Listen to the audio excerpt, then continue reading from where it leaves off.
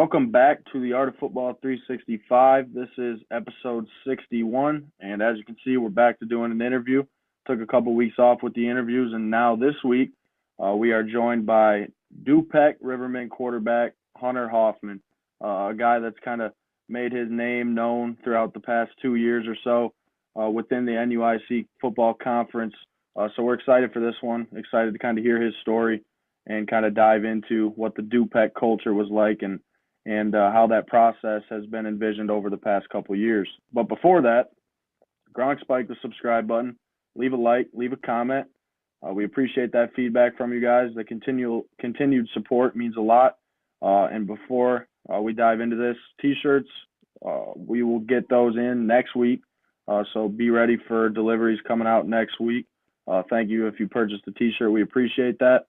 And check out our two sponsors, Driftless Quality Wear and Bacher Auto Group. All right, Gannon, let's get this one going. Yeah. Well, appreciate you taking your time tonight, joining the show with us here, Hunter. Kind of describe who Hunter Hoffman is for everybody tuning in so they get a little insight to who you are before we break down some more football and some other stuff on this podcast. I mean, me as a person, I think I'm just a hard worker. I always want to get the job done, and I'm extremely competitive on the field. And off the field, I'm pretty personable to everyone around me, and I enjoy spending time with my family and stuff like that. For sure.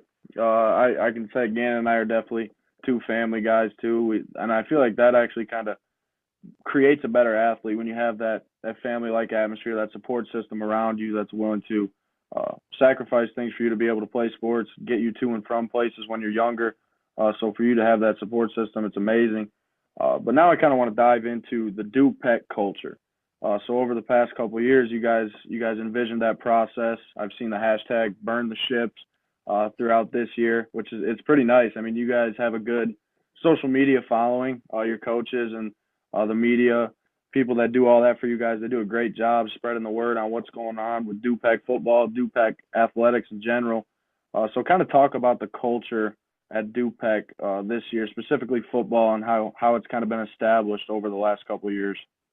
I mean, it's been a huge difference between when I first got here as a freshman. I think you probably could tell that our team didn't have quite the record we did this year. But this year, our mentality was that we're not going to be able to come up and surprise everyone. And we want to really let everyone know who we are this year. And I think we did a great job of that this year.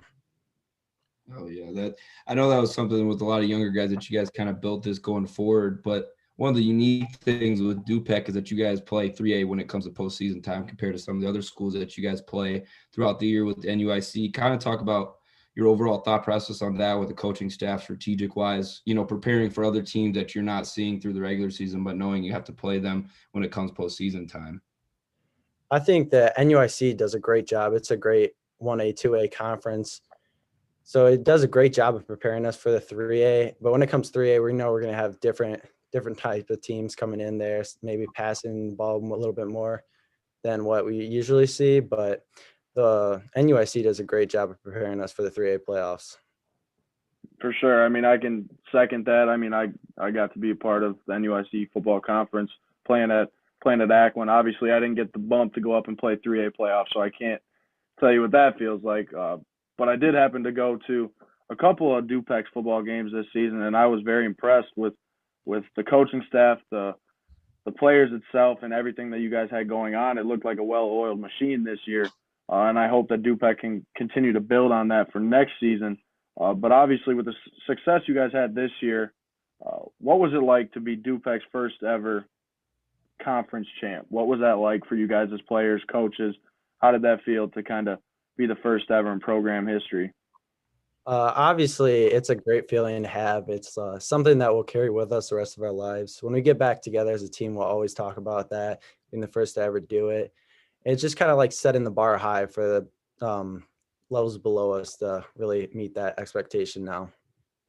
Yeah, that's good. I really like that point. It's something you don't see sometimes out of high schoolers, just that bigger perspective, the bigger picture down the line, all the stats, all those types of things, wins-loss records are going to go out of the way, but the memories and all that are going to be kind of what's you hang your hat on to when you get done with high school, as you just got one more semester left. I was kind of talking with Bryce about that as we were prepping for this. It's a cool emotional time with you. You're approaching your last semester of high school and all that. Kind of give me your rundown over these last 4 years. What are some big memories, athletically or not, that kind of stick out to you that you'll always remember? I think starting my sophomore year as like a varsity quarterback, it's like those moments because the levels above us didn't really experience that much success yet at the varsity level. And really seeing that, how it like affects them mentally, it was those moments that were great. I mean, obviously, I'll take away the helmet catch by Gabe Howard back in my sophomore year against EBC. That was a pretty big one for me. Um, the EBC victory, the whole entire experience was great. And then going on throughout those years, my junior year, setting those stats, putting up those stats like that was very memorable. And then senior year is just becoming NUIC championships. The biggest one really for me was beating Luna. They've always been up there, and finally knocking them off kind of really set the tone for us. For sure. Let's talk about that game a little bit. I know that last year you guys took Lena on and weren't able to get the job done, but this past year you're able to get the job done. Kind of describe the emotions that you guys had throughout that week, kind of knowing and preparing to play Lena, who's obviously a powerhouse within 1A football and more than likely has a shot to go win another state title this season. So what was that like leading up to the game itself, and then kind of describe a more in-depth way of how the game went? Leading up to the game, the nerves were definitely there for us, but we were definitely jacked up to play them. Just like the environment in the locker room before the game, we were definitely ready to play them. Throughout our middle school career, we always battled with them, and then it kind of became a rivalry between us two. And then sophomore year, really didn't have that, but then junior year, getting punched in the mouth like that at the last second, it really hurt. And then coming back this year and defeating them is just a great feeling. Like we could all tell on the sidelines with our team. Just like I was tearing up. I think my best friend Trent was tearing up too, because it was like such a great moment. It's like such a big relief. Yeah, kind of basing off what Bryce was asking that question with your response, kind of your season as a whole, just beating some teams that have been, traditional powers in the UIC and you guys ultimately winning it. But that shift this year with Dupec and you guys doing that, kind of being the first guys setting the line, setting the precedent down the road. What was the atmosphere in the community and at school during the weeks? Because the school and the other students haven't always been able to celebrate wins like that throughout the years.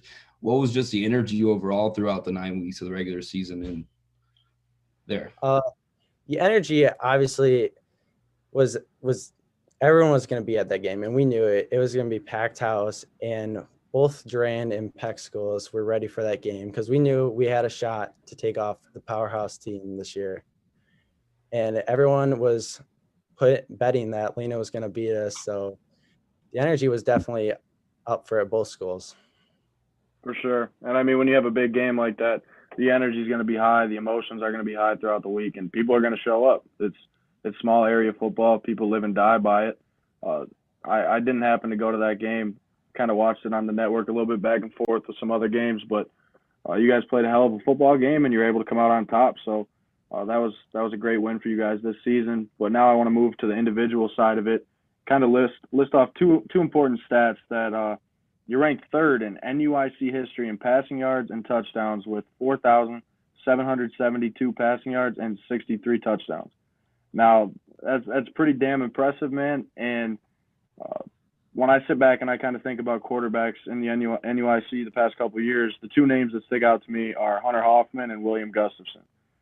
Kind of two quarterbacks that have been very vitally successful throughout their football careers in the NUIC. So kind of, I don't know if you had a relationship with William at all. I'm an Akron guy, so I know William pretty well, but you guys definitely battled it out last year when you guys played each other. So kind of describe that. It's two great quarterbacks within the NUIC. What was that game like for you? Well, that game, we knew Will was a great athlete and a great quarterback. So coming into that game, I know I was extremely nervous. First game of the season, and we get put up with Akron, and probably we're the best team that year in conference, in my opinion. But I think just going head to head with them, the competitive nature of myself really wanted to prove to everyone that I could compete. And we came up short in the end, but I mean, it was a close game all the way. I mean, our relation between I didn't really talk to him much over social media, but one of our basketball coaches is related to him. And Hmm. so I heard I don't know if this is true, but William told him that he was going to compete with me, that he was going to beat me in passing touchdowns my junior year and senior year. Junior year. So that was kind of the relations we had. We always competing with each other, kind of. That's special right there. The competitive nature within players definitely brings out the best within them. So that's a great story to add in right there. I like that. So going off those numbers that Bryce mentioned, all the history, all the accolades, I got you to a 3A All-State team this year. Congratulations, man. That's awesome. Really happy for you to hear that. Just what are the emotions, man? I saw you light up your face smiles when you listed all your numbers and all your career stuff. Just be a little selfish here for this question. Just talk about it, what it means specifically to you and all the stuff you accomplished over your 4 years on the field. I mean, it means a lot to me. Coming in my sophomore year, Kyle Campmeyer didn't really see me as one of those great quarterbacks, and I really want to prove everyone wrong. I mean, I wanted everyone to respect me going into the game and putting up those kind of numbers. I felt like I did that throughout my 4 years as a high school football athlete. For sure. I kind of want to ask you now, based on we've listed your numbers. Gannon just mentioned 3A All-State got named to that this past week. Congrats for me as well. That's very impressive. But what would your advice be to a young athlete right now that's similar to you playing the quarterback position, or whether it's just an athlete in general? What's the advice you're giving to that athlete? I think the advice I'd give to him is that every quarterback's different. Some run more, some throw more. You got to do what you're special at. Like, what is your talent at that quarterback position? And going into a game, don't put too much pressure on yourself. I mean, sometimes you get those nervousness, but once the game starts, relieve some of that pressure and just go in and have fun. Yeah, that's another thing I kind of want to dive into. I know your coaches are really big on social media. We personally know Dan Blackburn. We live down the street from him. Just kind of a culture shock. I know he just came over and became the line coach there with the changes over at Akron this past year. Just talk about the coaching staff, their approaches to things. Time to dive into that, to their mindset to get you guys locked in, because it's a joint effort with everybody all across the team. Yeah, we have a great coaching staff over here. Mainly, I work with Coach Nolan, and he's been great as an offensive coordinator for me. He's really put great game plans. The best one, probably, in my opinion, had to be against Lena Winslow this year. He put in one of the greatest game plans, and we executed it, and it ended up really working out. And then with DB coming over, you really could tell the difference in our run block game when he came over, as we became more of a balanced offense this year. But our coaching staff as a whole was great. They really put in great game plans for us every week. For sure. Speaking of being able to, I kind of had the opportunity to be around Dan Blackburn last year. He's a hell of a football coach. He knows his stuff, especially when it comes to the offensive line and running the ball. He's very good with that stuff. So I'm kind of happy for you guys. You got the opportunity to kind of see what he's all about and have him added to your staff. I'm also kind of familiar with Kyle Nolan and one of the other coaches. I forget his name off the top of my head, but no, you guys got a great coaching staff over there. So it's quite impressive what they've been able to do, turn around Dupec, turn around the football program in general. But now I want to ask you, what are some of your biggest influences throughout your life, whether it's on the field, off the field? Who has kind of groomed you into the person you are today? The two biggest ones are my dad and my mom. My mom, more so on the school part, she's kind of pushed me with my grades and made sure they're always up to her standards. And then my dad, as an athlete, both football and basketball, he's always pushed me to be the best I can. Those are probably my two biggest influences and the reason I am who I am today. Oh, yeah. So you got about a semester left coming up here for your last time in high school. What are some of your career plans, college plans, future plans, all the above? What's it looking like for Hunter Hoffman come graduation the next fall? You know, I haven't decided exactly what I'm going to do yet. It's kind of up in the air for me. Kind of looking at the offers. Nothing wrong with that at all. Yeah, kind of looking at the offers for football, and maybe I don't play football in college. I haven't decided yet. Just kind of depends on the offers I'm going to get at that same point. To be honest, I was hoping. Man, it's still November. Don't you? We got to stay positive. Something's going to click here for an opportunity. Yeah. Well, for sure. I was going to say, but to be honest, I was hoping we'd get a commitment on the show. First ever live commitment on the show. But yeah, don't necessarily hang your head on if nothing's come yet. Something will come for you. I know that your name is just starting to get out there, man, and you still have plenty of time to make that decision. So don't rush it. Make the right decision for you, what's best for you, and where you're comfortable at, whether it's playing football or not. I know Gannon and I had to make some tough decisions going into college too. It's tough.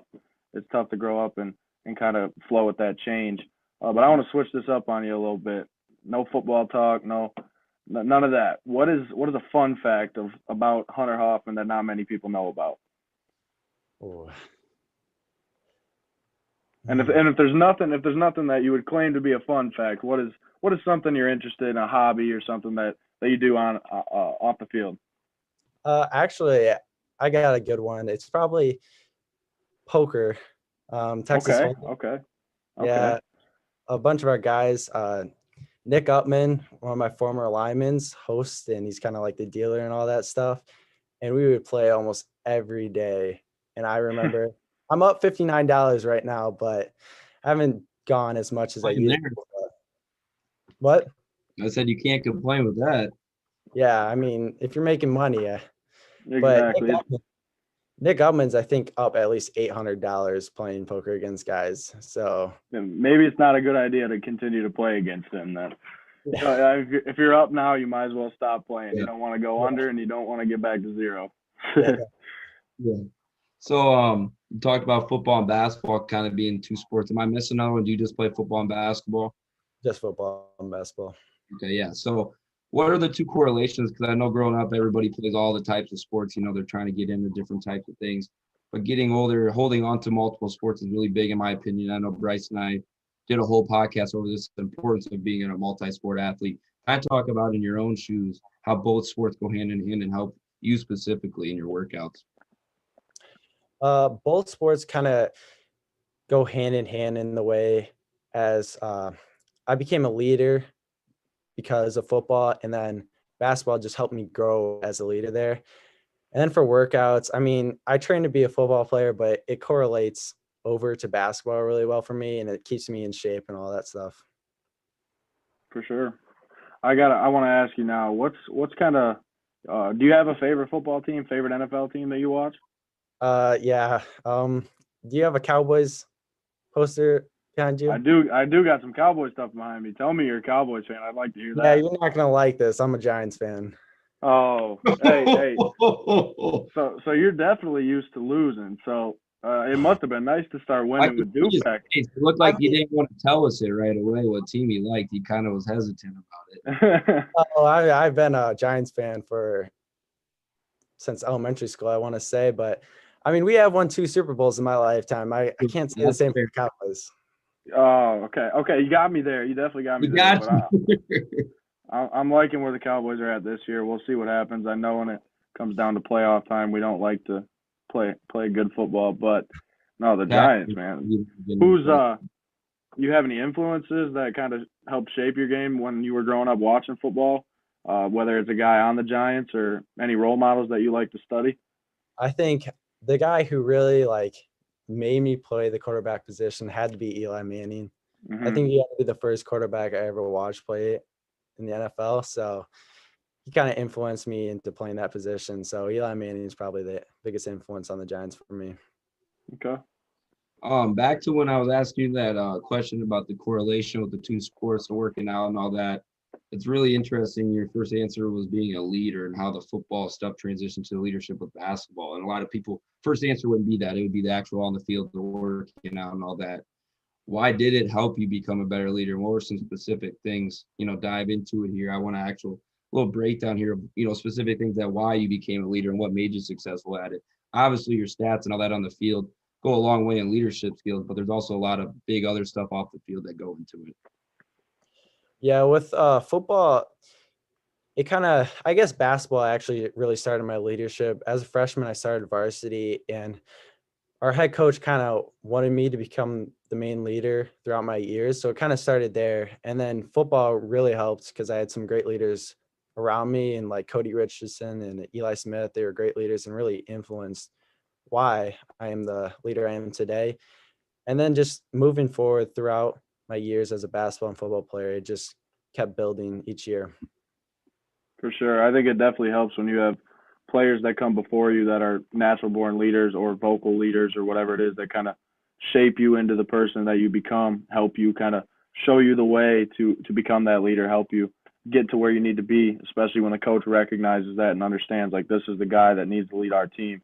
He's got what it takes. He's got the ability to be able to step up.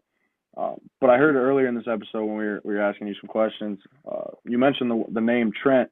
I'm guessing you were talking about Trent Taylor, your best friend. Is that who you're talking about? Trent Hetland. Okay. Yeah. But anyway, I want to talk about Trent Taylor, regardless if he's your best friend or not. I didn't mean to get into that, but Trent Taylor, one hell of a running back, one hell of a football player. So kind of talk about having him in the backfield next to you. What was that? What did that mean to you to have a guy like that, a guy that you could trust? What kind of teammate was he? He was a great teammate. It was awesome to have him in the backfield this year, but the past 2 years, he really wasn't in the backfield that much. He was split out wide receiver. So we kind of had that connection already. So with him being in the backfield, we had a great trust. And with our mesh and stuff, we always had it down because we knew where each other was going to be at every play. So you're probably a first guy, and I'm not sure if, but you went to for your football as a consolidation with Durant and Pecatonica. Kind of talk about that. It's a little different unique. I know Bryce and I didn't experience that at all. What is it like bringing two different communities together and how it has to flow for sports to work, but just everybody to get along, one to be along with friends, that's more important. And then the athletics all come behind that. Kind of talk about what the connection Durant and Pecatonica have. Well, for our team, it was easy because we started playing back in elementary school during junior tackle. We were already co-opted. In our first year, we went 1-8 as a team, but after that, we went to the playoffs. And then we had the three-peat. We won three championships in a row. So our team already had that great chemistry together. So coming together felt right for us. I don't really know how the other levels took it when they came together, but for us as a team, we took it like it was meant to be that way. For sure. And you've talked quite a bit about how you've had great teammates throughout your career in general, starting as a freshman with basketball. So kind of talk about what is your ideal teammate? What is Hunter Hoffman's ideal teammate? My ideal teammate is someone who's coachable and who's also vocal as a leader and in the right ways. Like he's great on and off the field, and he knows how to lead a team the right way and not do anything stupid on or off the field. For sure. Now, the big question everybody's going to want to know is you're a two-sport athlete, football or basketball. Which one are you better at, and which one do you like more? I would have to say I'm better at football, and it's close, but I'd have to give it to football also. Yep, football takes it. Mm-hmm. That's kind of how I was with high school sports in general. I kind of like baseball was kind of a sport I was better at, but football has always kind of like been my first love, and that's kind of part of the reason why I do this podcast is just the admiration I have for this game, Gannon, as well. Like we love sitting here talking to guys like you and kind of hearing about your career. It's interesting, and I feel like we learned a lot. But I felt like we learned a lot about you today. I appreciate you coming on here. But my last question I have for you, we kind of ask this question to everyone that comes on that we interview. What is some advice for us you have as a podcast or just as people trying to chase their dream? What's your advice to us? I think you guys are doing a great job as a podcast. I mean, you really came on strong last year, and I think you guys are doing everything right. I enjoy watching these interviews, like with my teammate last year with Gabe Howard. That was fun to watch, and I think you guys are doing a great job. Appreciate that, man. Yeah, so, I mean, we're wrapping this one up, but, I mean, appreciate it. Are we good, Bryce? You want anything else you got to add, or are we good? It's up to you, about boss. all I got. I just want to say thank you for coming on here, man. We appreciate you. The last thing I want to say to you is congrats on one hell of a football career, one hell of an athletic career in general. The sky's the limit for you. Like I said with college, man, don't rush it. Don't rush a decision. Find whatever works best for you and wherever you're comfortable at. I sure hope to see you continue to play the sport of football because you're very good at it. And I'm sure a lot of people would love to continue to watch you play. Any closing things you got to say, Gannon? Yeah, I mean, first off, with the college stuff, man, take it day by day, take a deep breath. You'll know when you made the right decision. It'll hit you regardless, sports or not. Don't worry about that. Just worry about enjoy your senior year. Just enjoy all those memories, cherish that, because it will be gone and you'll miss it for some aspects of that. But just good luck in the future. You got a lot of cool stuff going your way, and your stats speak for it on the field. And congrats on the All-State. That's a nice final thing to hang your hat on. And just best of luck in the future, bro. Thank you. Thank you for having me on.